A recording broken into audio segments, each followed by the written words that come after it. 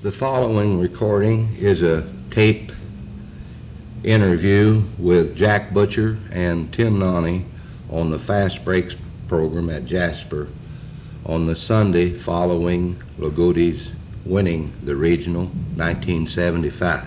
Fans took to the ball club, I thought, and certainly was culminated the backing from the students and adult fans last night in the crowd that was taken to Lagoti. I noticed, Tim, when you came out of the dressing room at halftime, you almost had a panic look on your face like you were walking into the Jasper gym for the second half. What were you thinking? Well, it's true, Bob. Evidently, the fans or the cheering sections began to rip it up a little bit at halftime. And as I said, when I walked out there, of course, we were facing the Jasper section. All I could see was 3 or 4 sides, standing up and hollering. I began to wonder, where are people? And I said, well, it's quite noisy. And I think, it's well and good that the adult fans do get involved in something like this. We feel like we'll find adult backing at Lagoti. But Jasper is, just, I would say, right on par with our fans. So, I was a little panicky. Jack, of course, yesterday going into the Springs Valley ball game in the afternoon, we had Nip Wuchner on our pregame show, who was a former coach at Jasper High School. And Nip felt that perhaps your job and Coach Schulteis's job might have been the most difficult in preparing for the afternoon round, in that you had beaten your opponents that you were playing in the tournament rather handily. And this is something that the other coaches didn't have to sell. For example, the Springs Valley did not have to sell them on the idea of Lagoti as the team to beat. You had to sell your fellows on the idea, hey, we beat them 32, but this is an entirely new ball game.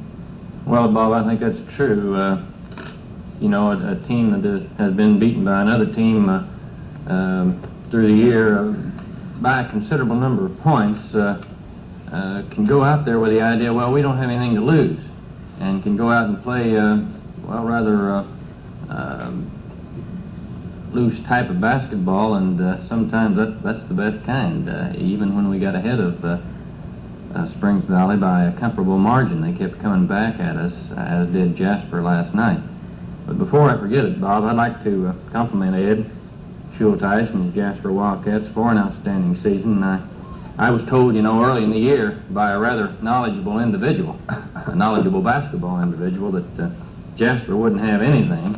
And of course, I couldn't quite agree with him, because I'd seen some reserve games of Jasper's the last couple of years, and I felt that they had enough talent to have a real good season. Of course, it takes a coach to make them gel, and I think Ed and his staff did an outstanding job. I'd also like to say that one of the most gratifying things to me about this game of basketball is the performance of the losing ball players after the game. And I make special reference to last night, and especially the Vogler boy. He, accepted the loss. I know it was rather difficult for him, but he was a real sportsman, and he'll always stand rather tall in my book for his performance after the game. And of course, this I think is an extension of the coach and an extension of the parents. And I just can't say enough about the way he congratulated us and our boys after the game.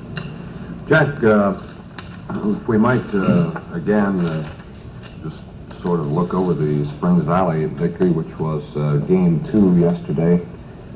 You got off to a rather horrible start, and it's one of those things that a coach probably fears. And Valley came out shooting a hot stick, got out on top of you 9-2, but as has been the case on at least one occasion, I recall seeing the Forest Park Lagoti game, plenty of time left in the game. The thing that impresses me, I think, most of all about the Lions, they don't try to make up huge deficits in a short period of time. They're rather patient. Of course, if it comes late in the ball game, you have no other alternative. But a lot of clubs will get down early and then go out of a game plan and go helter-skelter and lose sight of actually what their objective is. This is a credit to your to ball club, I think. Well, of course, we've had that problem several times this year. Probably, Bob, you can account for that maybe because everybody's up for Lagodi, especially the last few years. And maybe they come out high, and we're maybe not really up that high for them, maybe this situation can be accounted for in that way, and that was really a thing that dictated our strategy, if you will, in the very early part of the ball game, night ball game. We came out and just brought our 3 people out high and just moved the ball. Now, of course, there's various reasons why you do that at various times in the game, but at that time we thought, well, maybe if we let the boys handle the ball a little bit, we can get off to a little better start. And of course, Jasper did get the lead on us, but it wasn't nothing like 11-2 or whatever it was in the afternoon game. Tim Nonte got his tournament coaching feet a little wet there toward the end of the first half of that afternoon game. Still a very tight ball game. The half wound up 25-20, and Coach Butcher, you were a little annoyed at something that went on the floor. I don't know if it was one of your players or maybe a call or something, but you had walked down to the far end of the bench, and Tim Nonte right away jumped up to make a substitution, but it was about a half-second late because Nig had picked up his 3rd foul. Well, there's a second to go in the half, and that's where Tim really gets tough. Really good. You have equal time here if you want to reply. I don't think he's going to. No, I'm used to that. Okay. There weren't any celebrations, I would imagine, at Lagodi last night. No, we took one of our fans' advice, went home, had a glass of milk, and got ready for St. State. Okay, big celebration, I know, in the gym. Jack, you mentioned before we went on the air that you really didn't have a lot of opportunity to see Jasper and Bedford in the second half, but certainly the Wildcats came out shooting a red-hot stick, and that has to be something that would concern you if you get by Valley in Game 2. Well, this was a great concern of ours, Bob. Obviously, I hadn't really got to see Jasper play this year. We had some scouting reports on him. Tim saw them play. Our freshman coach saw them play. We had a scout down here for the sectional. So we had good reports on them. And yesterday afternoon was the first time I'd had the opportunity to see them play, and I was very much impressed with their ability to score. And the Vogler boy, once again, being a whole lot like Bill in that he can score, but that's not his total value. He has the ability to hit the open man underneath, and in the afternoon bobble a great deal of the time. And I think maybe this was a contributing factor in our success last night. Our people wouldn't let bobble open underneath so that Vogel could hit him, and consequently nullified at least that part of their game. However, Tucker kind of picked up where we weren't really expecting him to, but maybe I'm just not being fair to him, because as I told you last night, I'm aware of the fact that he is a very experienced tournament ball player, and he did get, I'm not really sure, I think maybe tied the ball game up over here with a tip in during the sectional. And he made several key plays last night, I thought, that kept Jasper in the ball game if they were ever in danger of being out of it. A tip in, a key tip in at one point, the last second shot of the half in which he was off balance and still executed. And then later in the second half, they went inside to him, and he again executed. And I think he played a real fine ball game. I do think Terry did have a change of role, so to speak. Of course, when he came up as a sophomore, the Wildcats had plenty of board power inside, and he was more or less a corner shooter his sophomore year. And again, in his junior year, this year he was called on to be an instrumental part of the rebounding game, which he did admirably, and certainly I think he went out in a blaze of glory, particularly in tournament play here at the end of the season. We had a phone call a moment ago concerning Cabby O'Neill, and we do want to pass along some information on him, and we'll do that right after this pause.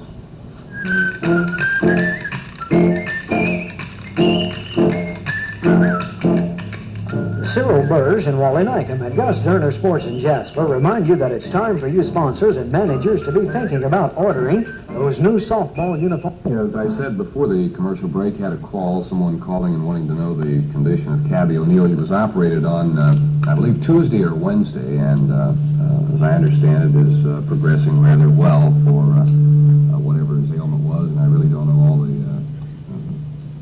medical terms of it, but apparently the operation is a success, and he is recuperating at Memorial Hospital in Jasper. And we want to wish him a lot of success in his recovery, and also to say here on the show that we have missed him sorely throughout the 1974-75 basketball season. Jack, Jerry Burge of the Du Bois County Daily Herald wanted me to check a point in the ball game, and for some fans who might have heard our wrap-up or read some other accounts of it and then read the Evansville paper this morning, it had given Kenny Mattingly 19 points in the newspaper. I had him for 21, and Jerry Burge had him for 21, and I think probably the point of contention was a tip somewhere in the game when he and Strange went up and were batting it around. We gave it to Mattingly. What did your statistic show on that? Our official scorer had Mattingly with the score. With the 21. Well, for once, I guess we were right. Jack, of course, you're going to be making your third trip to the Semi-State in the last 6 years, and Howard Sharp is certainly no stranger to Jack Butcher. I recall, I think you beat him, if I recollect correctly, when it was Terre Haute Gersmeyer in the final game of the Washington Regional. Yes, Bob, that was a rather interesting regional game in that we had decided on a particular game plan, and I think, as I recall, they got out to a rather substantial lead, and then we started putting on pressure, supposedly. But our kids didn't respond, And, one of our fans at Lagodi says has become quite famous over the years for his statement, all you have to do is tell them. Well, we told them, but they just simply didn't respond, and we had to call timeout again, and I got rather boisterous with them and did manage to, I guess, get them out of their syndrome. And we did then go out and put on a press that not only brought us back, but went ahead by a considerable number of points. And then Sharpie put in some smaller kids to counteract our press, and then put on a press of their own, which brought it right down to the wire. And I forget the big kid right now, the Deacon boy. We were defensing the dickens out of him in the last second shot, and leaving the top of the key rather open. And one of the boys did have an open shot for Gertzmar, but it didn't go in, fortunately, for the Lagodi. And really that kind of helped us overcome, I guess, the shock of the Jasper situation, the Jasper final game in the regional against Jasper the next year, Right. when there was, at least in Lagodi's mind, a questionable charging call against Canada, just as Beasley put the ball in the hole with about maybe 2 seconds left on the clock, which would have won the thing for Lagodi. And being a little philosophical, I said, well, we got to break last year. The ball didn't go in for Gertzmar, so. Jack, the Terre Haute North Ball Club, I saw them, seems like literally months ago, but at the time we saw them, the Wildcats were playing pretty good ball, beat Terre Haute North, and North looked like they might be struggling a little bit, but certainly they've come along, and this is a little bit different type of ball club than Sharp had the last time you faced them. They're not, I don't believe, as powerful inside. Well, I understand. I haven't seen them play. Tim saw them play in the Vincennes tourney. I understand they're quite a bit like our ball club, and I'm going to have to do some scouting around this week to learn a little bit more information about them. But Sharpie's been in the business a long time, and been highly successful, and I'm sure he has them ready for tournament competition. Well, the other two teams that will be playing in the second game down at Roberts Stadium next Saturday, Seymour, which beat Floyd Central, highly talented ball club, and then Gibson Southern, which I have not had the opportunity to see, but of course they've won 20 or 21 ball games in a row, got off to an early, little shaky start with some personnel out. They apparently are for real. Well, I don't doubt that. Anyone that can win that many ball games in a row or otherwise has a real fine basketball team. And once again, I haven't seen Gibson Southern play. I read about them this morning in the paper. Surprised that they are as big as they apparently are. Seymour, well, we did see them play Martinsville. Martinsville managed to beat them. Well, got a comfortable lead on them, as I recall, maybe 10 or 12 points, and Sequin got a little foul trouble, and Seymour did bring it back. And it looked like maybe they were going to get Martinsville, but Martinsville survived. Jack, let's go over your personnel a little bit, and I know you want to pass some plaudits out, maybe analyze some of their performances yesterday. We can start with your seniors, or however you wish to approach it here, but I know that you want to pass out a few plaudits to your personnel. Well, it's, you know, Bob, we had a celebration in the gym last week, and we had another one last night, and I was on fast breaks earlier, and after you say, you know, that somebody's great so many times, it's hard to say anything about them without sort of repeating yourself. First, I might say that the last time I was on here, I didn't really say much about Bill. It's kind of hard for a coach to say much about his own son, who is a ball player for his team. And so when I got back, his mother said, well, I don't think that Bill said during the broadcast, said, I don't think he likes me very well. And, you know,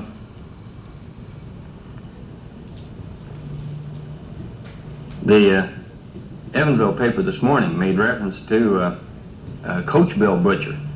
And I used to be called Coach Jack Butcher until this year. And a couple of sports writers have referred to me as Coach Bill Butcher. And I think maybe they're trying to tell me something. Maybe they realize, as we do, that Bill really is the coach on the floor. And I also used to be called Coach Jack Butcher around Lagodi, but now I'm known as Bill Butcher's dad.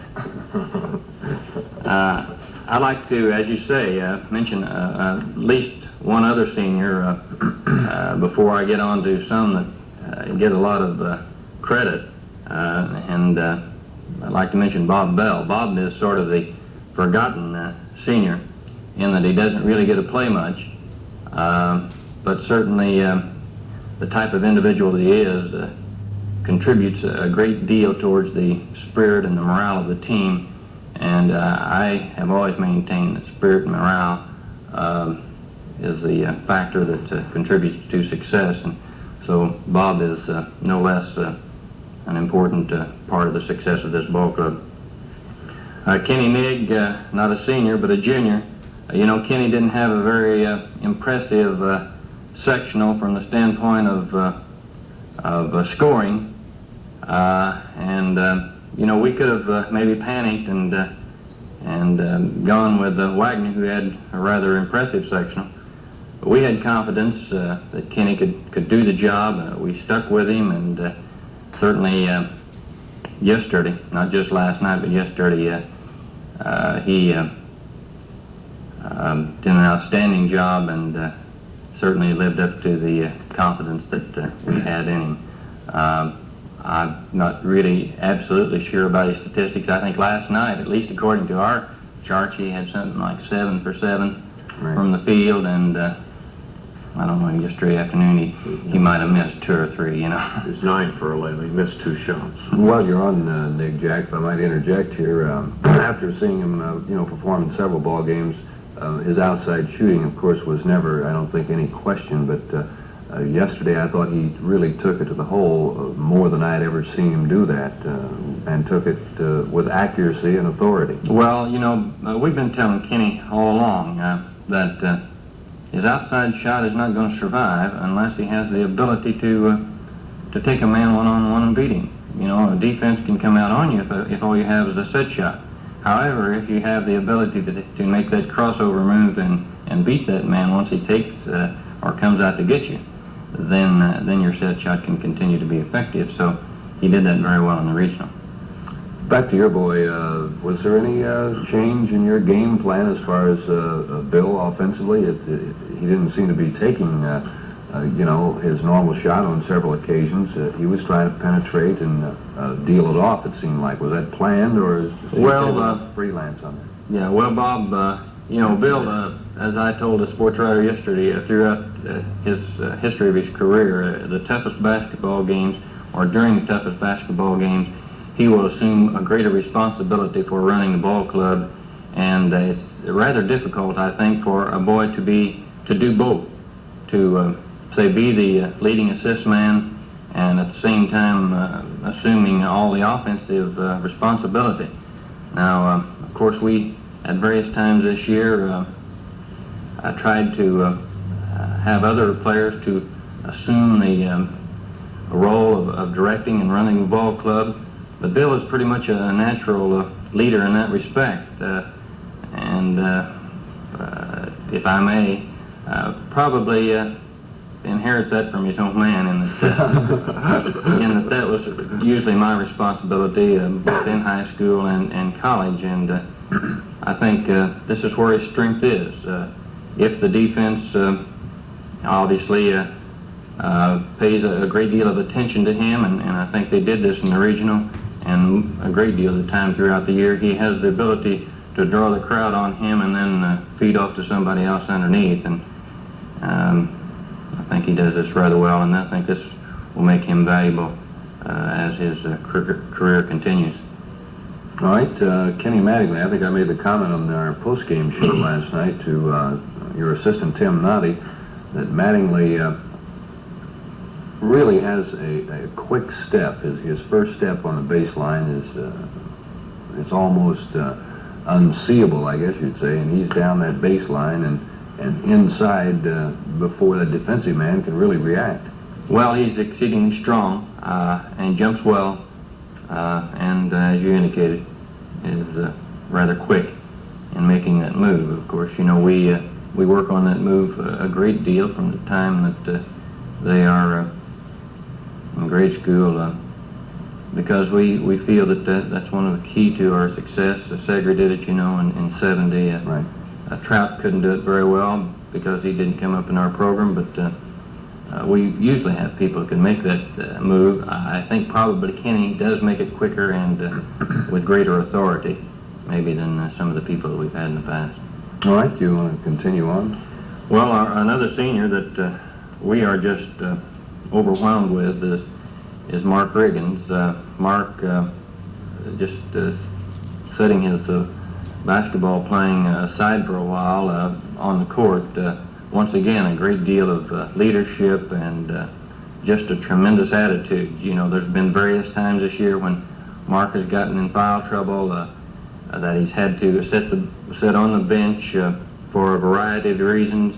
Maybe we felt that Strange, being a little taller, could do a little better job on the board, or do a little better job defensively.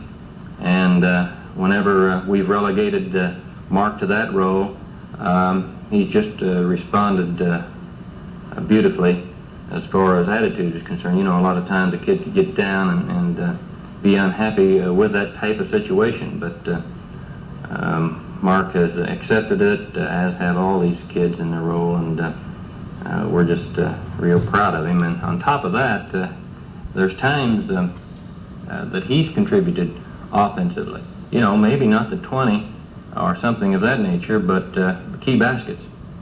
And I think he got a key basket or two last night. Right. In the corner, I recall one from early long range, right? So we feel Mark has done an outstanding job all year. Of course, we've already talked about Kenny Manningly.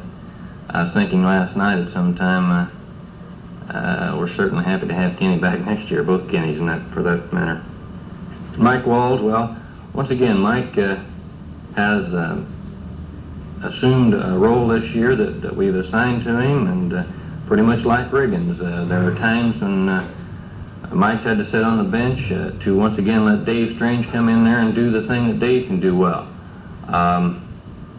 Last night, for example, we tried to keep Walls in the ball game whenever Bobble was in there because we didn't figure Dave's, he's rather, not really very heavy, and we felt Bobble could dominate him. Then when Bobble was out, we put Walls in, or when Bobble was in, we put Walls in so that Walls could kind of muscle with him. And Mike didn't score a great deal last night, but I thought he did a tremendous job on Bobble, fronting him, especially early in the ball game.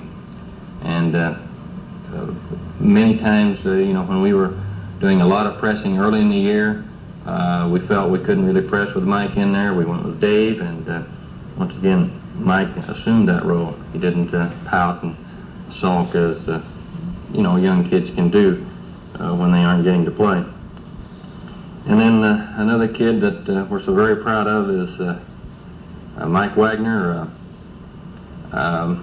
Mike has had a tremendous attitude this year, and I say that because I think, various times this year, both Mike and David Strange has deserved to start in many respects, and we felt that they could come off the bench and do the job for us in that role better than maybe some of these other kids if we didn't start them. So they've maintained a tremendous attitude, and we think that both Mike and Dave are going to be real important factors, not only in the semi-state but in the next couple of years.